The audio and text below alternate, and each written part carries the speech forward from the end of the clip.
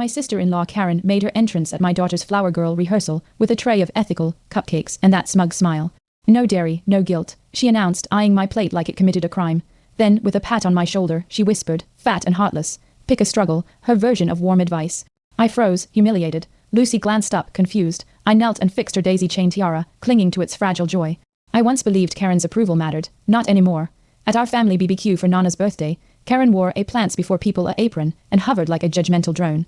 Every meat sizzle triggered her theatrical sighs. You're serving grief on a plate, she said, staring directly at me. Lucy and I retreated to the garden, where we crafted a new daisy chain tiara, our small rebellion. Karen stormed over mid-laughter and accused me of raising a future butcher. I'd hoped to honor Nana's 90th. Instead, we were marinating in Karen's moral smoke. I tried steering the mood back with a toast, but Karen hijacked it, raising her kombucha to those brave enough to reject oppression on their plates.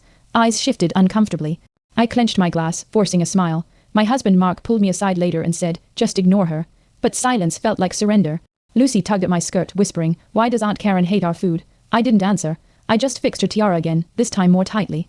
Karen handed out her own party favors, seed packets labeled Grow Compassion, not cholesterol.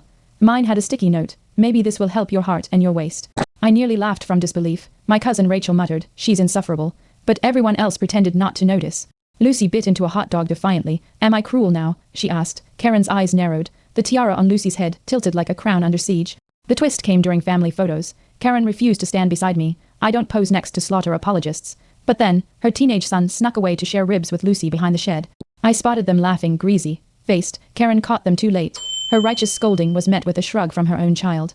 You guilt people, Mom. It's boring. That echo shattered her compostable pedestal more than any comeback I could offer. Later, as Karen launched into another tirade about cow carcasses corrupting children, Lucy stood up mid-bite, wiped her mouth and asked, Auntie, if you're so kind, why are you always mean?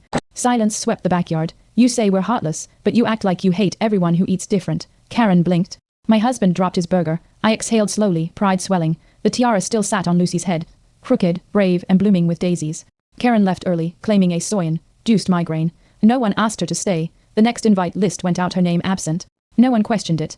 I watched Lucy run around with her tiara still perched proudly, a daisy petal stuck to her cheek. Mark hugged me and whispered, we finally have quiet.